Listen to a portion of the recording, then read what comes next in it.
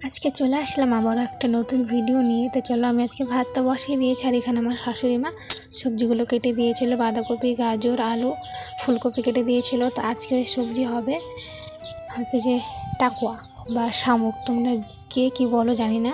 তো আজকে সেগুলোই হবে। আজকে ডাল দিয়ে টাকুয়া রান্না করব, আর হচ্ছে যে সর্ষে ফুলের শাকের ভাজা করব।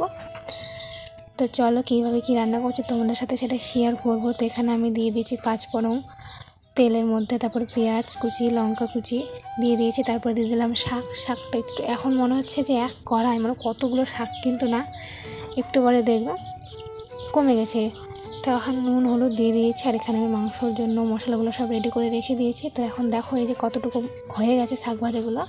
তো আমার শাক ভাজা হয়ে গেছে, তো এখন আমি নামিয়ে নিচ্ছি। তো নামিয়ে নেওয়ার পরে আমি ডালের জন্য জল গরম করতে দিয়েছি। তো মটর ডাল আমরা এইভাবে করে খাই, যেহেতু আমার শ্বশুরমশাই সেইভাবে পছন্দ করে না। তো এইভাবে যে গরম জলটা দিয়ে দিলাম, তারপরে আবার নেড়েচেড়ে আবার কড়াইতে দিয়ে দিলাম, ফুটে নামিয়ে দিয়েছি। তারপরে এখন তেলে আবার 5 ফোড়ন দিলাম, পেঁয়াজ কুচি দিলাম। পেঁয়াজ কুচি দেওয়ার পরে নেড়েচেড়ে তারপরে দিয়ে দেবো টাকুয়াগুলো। তো তোমরা কে কে টাকুয়া খেতে ভালোবাসো বা শামুক খেতে ভালোবাসো, বা কে যাই যেটা বলো, তো আমাদের তো খুব ভালো লাগে, আমরা তো ফেভারিট, খুব টেস্টি হয় খেতে। তো এখানে মশলাগুলো দিয়ে শামুকগুলো আমি দিয়ে দিয়েছি। শামুকগুলো দিয়ে নেড়েচেড়ে যখন পট করে আওয়াজ করবে, তখন হচ্ছে যে মশলাগুলো দিয়ে দেবো। মশলাগুলো দিয়ে নেড়েচেড়ে দিয়ে দেবো ডাল দিয়ে নেড়েচেড়ে আবারও যখন একটু ঘন হয়ে আসবে, তখন নামিয়ে দেবো।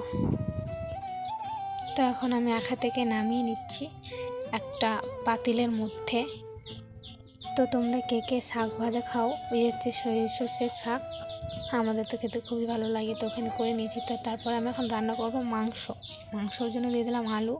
তো আলুগুলো একটু বড় বড় সাইজের ছিল, তার জন্য আমি আলুগুলো একটু আগেই দিয়ে দিয়েছি। তারপরে দিয়ে দিলাম পেঁয়াজ, আলুটা আমি আর উঠাইনি। তারপরে দিয়ে দিয়েছি টমেটো দিয়ে এখন নেড়ে চেড়ে নুন হলুদ যা আছে দিয়ে দিলাম। তারপরে আরেকটু নেড়ে চেড়ে দিয়ে দেবো মশলা, বেটে রাখা মশলাগুলো। তারপরে দিয়ে দিয়েছি আমি এখন মাংস দিয়ে কিছুক্ষণ নেড়ে চেড়ে যখন শুকিয়ে আসবে, জল দিয়ে দিলাম। এখন দিয়ে দেবো ঢাকনা থেকে উঠিয়ে। তো দেখতে পাচ্ছ আমার জলটা প্রায় অনেকটাই শুকিয়ে এসেছে, আর এখানে আমি কষানি খাচ্ছিলাম, তো দারুণ টেস্টি হয়েছিল। তারপরে এখন গরম মশলা দিয়ে নেড়ে চেড়ে নামিয়ে দেবো। তো ভিডিওটা এই অবধি, ভালো লাগলে লাইক কমেন্ট শেয়ার করতে